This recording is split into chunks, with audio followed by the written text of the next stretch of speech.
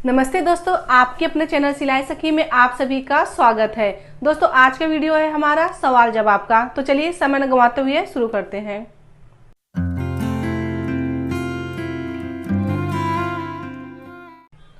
पहला कमेंट है नितिन निषाद जी का। इन्होंने कमेंट किया है कि मैम सब साइज पर टक्स का 0.9 इंच पर रहेगा क्या। तो नितिन जी, जो आपने कमेंट किया है तो सब साइज अलग अलग साइज का रहता है। जैसे मान लीजिए 40 चेस्ट का है तो 40 का 1/4 आया 10 इंच, तो 10 में हम 1 इंच प्लस करेंगे तो 11 इंच पे लगेगा। तो जैसे 32 का चेस्ट हुआ तो 32 का 1/4 आया 8 इंच, तो 8 में हम 1 प्लस करेंगे 9 इंच। तो इस पे भी निर्भर करता है कि आपकी लंबाई कितना है, उस पे भी टक्स लगाया जाता है। अगर आपके पास ब्लाउज है तो आप उस पे देख लीजिए उनका टक्स कैसे लगा हुआ है। तो जैसे शोल्डर से आपको नापना है और जो टक्स पॉइंट है वहां पे देखना है। तो जैसे 9 इंच पे लगा है तो आपको 9.5 पे लगाना है, इस हिसाब से आप ले सकते हैं। अगला कमेंट है जयप्रकाश यादव जी का। इन्होंने कमेंट किया है योक पट्टी ब्लाउज में 4 टक्स कितने कितने इंच का होता है। तो जयप्रकाश जी, जो आपने योक पट्टी पे कमेंट किए हैं, ये योक पट्टी जब हम लगाते हैं तो 2.5 इंच का टक्स लगता है। तो जो शोल्डर होता है तो शोल्डर के बीच से जो आता है अपना टक्स वो 2.5 इंच का टक्स होता है। तो ये साइज के ऊपर निर्भर करता है। जैसे मान लो 40 का साइज हुआ तो हमने जैसे कि 2.5 इंच का टक्स लगेगा, उसके जो बाजू हम टक्स लगाते हैं गले पट्टी का आपको 1.5 इंच लेना है। अगर 36 का हुआ, 38 का हुआ, 34 का हुआ तो आपको 1.25 इंच पे निशान लगाना है। आर्म होल का जो रहता है वो 2 इंच पे रहता है। कौन सा, जैसे जो हमारा मेन टक्स होता है शोल्डर्स पे आता है तो शोल्डर के जो नीचे टक्स 2.5 इंच का लगा रहता है उसके ऊपर से क्रॉस में 2 इंच लेना है, वो आर्म होल में लगेगा। और जो दोनों साइड का है वो आपको 1.25 इंच लेना है। और 40 का हुआ तो आपको 1.5 इंच का टक्स लेना है। और जैसे अगर आपका 28 का हुआ, 30 का हुआ तो आप 1-1 इंच पे टक्स लगाते हैं। जैसे जैसे साइज बड़ा होता है वैसे वैसे हमारा 1/4 इंच, आधा इंच बढ़ जाता है। इस प्रकार से हम टक्स लगाते हैं। अगला कमेंट है शीला चौरसिया जी का। इन्होंने कमेंट किया है मैडम ट्यूटोरियल 10 में आपने योक पट्टी में 1 इंच ऐड करने को कहा है, कन्फ्यूजन दूर कीजिए। तो शीला जी, मुझे बहुत खुशी है कि आपने पूरा ट्यूटोरियल देखा हमारा, और उसमें आपको डाउट लगा कि 1 इंच हमने उसमें बढ़ाया है, मार्जिन दिया है। तो जैसे हमने वो जो 1 इंच मार्जिन बढ़ाया है आप 2 तरीके से लगा सकते हैं। जब हम योक पट्टी में, जैसे हमने आपको बताया चेस्ट का चौथा भाग लेके आपको 1 इंच मार्जिन दे दीजिए, वो आप उस तरीके से भी आप यूज कर सकते हैं। नहीं तो जब हम योक पट्टी तो नीचे लगाते हैं तो हमारा कमर का साइड कम रहता है, तो आप कमर का चौथा भाग लेके 2 इंच मार्जिन दे दीजिए, या आप चेस्ट का चौथा भाग लेके उसमें 1 इंच मार्जिन कम करके लगा सकते हैं। जब हम फिटिंग करते हैं तो चेस्ट का चौथा भाग लेके हम फिटिंग लगाते हैं, वहाँ उस पर निशान लगा लेते हैं। फिर कमर का हम जो लेते हैं मार्जिन, चेस्ट का और कमर का चौथा भाग लेके 2 इंच मार्जिन लेके फिर अपना जहाँ पर आएगा निशान लगा के हम उसको फिटिंग कर देते हैं। तो दोनों तरीका सही है, आपको जैसा अच्छा लगे आप कमर का चौथा भाग कर लीजिए या चेस्ट के चौथा भाग में 1 इंच कम कर दीजिए। तो तरीका सही है, आप कोई भी यूज कर सकते हैं। अगला कमेंट है चिंटू कुमारी जी का। इन्होंने कमेंट किया है नमस्ते मैम, मेरा गला बैठता नहीं है और गला गिरता है, प्लीज़ मैम बताइए क्या करूं। तो चिंटू जी, आपने साइज नहीं लिखा है और आपका गला जो गिरता है तो आपने गला बनाते कैसे हैं, ब्रॉड गला बना रहे हैं कि छोटा गला बना रहे हैं, क्यों गला गिरता है। तो साइज रहता है तो उस हिसाब से हम बताते हैं। समझो कि अगर 32 और 33, 34 का है छोटे साइज में, तो इसमें हम लोग क्या करते हैं, शोल्डर जो है कम लेते हैं। तो जैसे ब्रॉड गला रहता है तो इसमें हम लोग शोल्डर कम रखते हैं।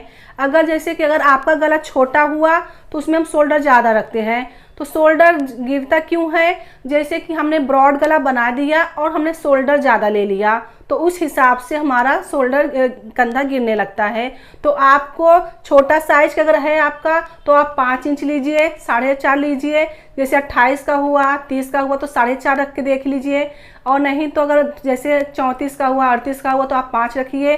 तो जैसे अगर आप 5 रखते हैं तो 4.5 पे आपका शोल्डर आएगा, क्योंकि आधा इंच हमारा सिलाई में जाएगा, आधा इंच पाइपिंग में बनेगा, आधा इंच हम जब आस्तीन जॉइंट करते हैं। तो इस हिसाब से आप शोल्डर कम रख के देख लीजिए। अगला कमेंट है कुसुम राज जी का। इन्होंने कमेंट किया है आर्म होल नापने का क्या तरीका है मैम प्लीज़ बताएं। तो कुसुम जी एक ही तरीका है आर्मोल नापने का। तो देखिए जो हमारा ये आर्मोल होता है, ये जो राउंड होता है इसका, तो इसका पूरा आपको घुमा के इंची टेप से आपको लेना है। तो उसका आपको हाफ लेना है। जैसे कि अगर समझो 15 इंच हुआ आपका, एक गोलाई देख रहे हैं आप, एक गोलाई अगर आपका 15 इंच आ रहा है तो उसका हाफ कितना होगा, 7.5 होगा। तो आपको शोल्डर में जितना आप मार्जिन दबाते हैं उतना दबा के छोड़ के आपको वो राउंड नापना है। 7.5 आपका आ रहा है, फिर उसके आगे आपको देखना है मार्जिन बच रहा है कि नहीं बच रहा है, तो इस हिसाब से आपको लेना है। अगर समझो अगर आपकी मार्जिन बच रहा है, आपने 6 इंच आर्मोल लिया है तो उसको आप 5.5 कर दीजिए। अगर आपकी मार्जिन जैसे कि कम हो गया तो उसको आप 6 इंच कर दीजिए, उसकी जो आर्मोल है उसको निशान को आप बढ़ा लीजिए। तो इस हिसाब से आप ले सकते हैं। इसका एक ही तरीका, बहुत सही मेजरमेंट यही है, आर्मोल का हाफ लेना है। ये जो देख रहे हैं आप इसका राउंड, इसका आपको हाफ लेना है। तो और जैसे अगर आपके पास ब्लाउज है तो ब्लाउज को आप यहाँ से शोल्डर से देखना है इसका राउंड कितना है, उससे भी आप मिला सकते हैं, या बॉडी का मेजरमेंट से आपको देख लेना है इसकी गोलाई कितना आ रहा है, उसका हाफ ले लेना है और मार्जिन भी देख लेना है।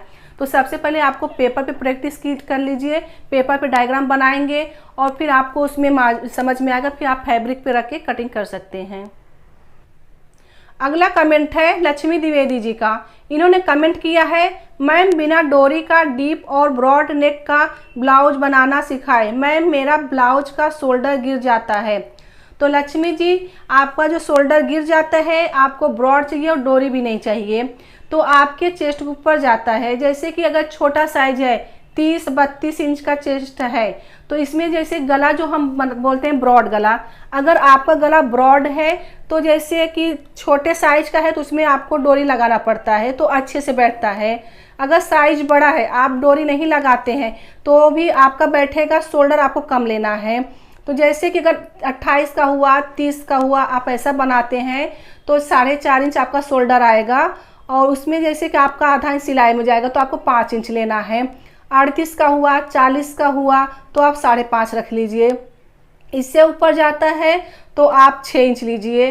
तो और नीचे जैसे ब्रॉड के लिए हमको शोल्डर कम लिया जाता है, तो साइज भी आपको देखना है किस साइज का हम बना रहे हैं। अगर छोटा साइज है तो जैसे 28 इंच हमने बताया तो आप 4.5 शोल्डर रख लीजिए, 4.5 आ रहा है, आप 5 पे कटिंग कीजिए। अगर 38 का हुआ, 40 का हुआ तो 5.5 ले लीजिए। और अगर जैसे 44 का हुआ, 42 का हुआ, अगर 40 के ऊपर जाता है तो आप 6 इंच ले लीजिए, तो आपका जो शोल्डर है वो गिरेगा नहीं। अगला कमेंट है आयुष यादव जी का। इन्होंने कमेंट किया है, मैम 1 टच, 3 टच, 4 टच और प्रिंसेस कट ब्लाउज में डॉट पॉइंट कैसे लगाए, प्लीज आंसर मी।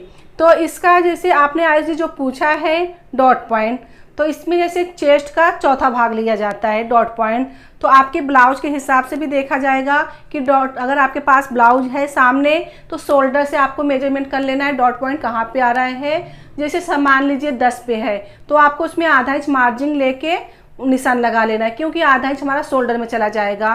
और इसमें चेस्ट का चौथा भाग लिया जाता है और उसमें 1 इंच मार्जिन लिया जाता है।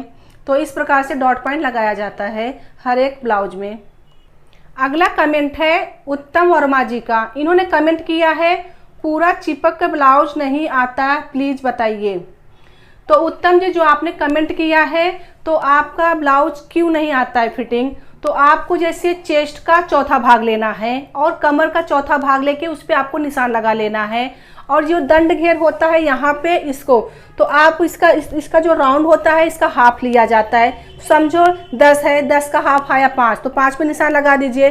चेस्ट का चौथा भाग लगा दीजिए निशान और कमर का चौथा भाग, ये तीनों निशान लगा के आप मिला दीजिए तो आपका ब्लाउज फिटिंग आएगा। अगला कमेंट है रोशनी पाटिल जी का। इन्होंने कमेंट किया है, मैडम मैंने कटोरी ब्लाउज 32 साइज का कट किया मगर वह कटोरी बड़ा हो गया है, अब छोटा कैसे करें। तो रोशनी जी आपका जो कटोरी है बड़ा हो गया, तो आपको जैसे कि आपको जैसा जो भी साइज है, तो चेस्ट का 6वां भाग हम लेते हैं, तो चेस्ट का 6वां भाग लेके मार्जिन हम 1.5 इंच करके बढ़ाते हैं। तो अगर आपका कटोरी अगर बड़ा हो गया है तो आप 1-1 इंच मार्जिन लीजिए और टक्स आप ज़्यादा दबा दीजिए तो आपकी कटोरी छोटी हो जाएगी। अगला कमेंट है बंसिल मकवाना जी का। इन्होंने कमेंट किया है, लाइव वीडियो टाइम बताए। तो बंसिल जी हमारा जो वीडियो का ट्यूटोरियल था वो हमारा ख़त्म हो गया है फ़िलहाल, तो हमारा वो पूरा हो चुका है। तो उसमें हमने 16 कोर्स बताया है, 16 ट्यूटोरियल है हमारा, तो उसका हमने प्लेलिस्ट बना रखा है। आप जाके टेलरिंग गुरुकुल के नाम से आप सर्च करेंगे तो आपको वीडियो आ जाएगा।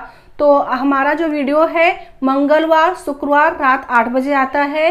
तो ये हमारा जो ब्लाउज का ट्यूटोरियल था 16 कोर्स मतलब 16 ट्यूटोरियल था वो मतलब ख़त्म हो चुका है। अभी हम फिर से नया कोर्स लेके आने वाले हैं ड्रेस का, तो आप हमारे साथ बने रहिए।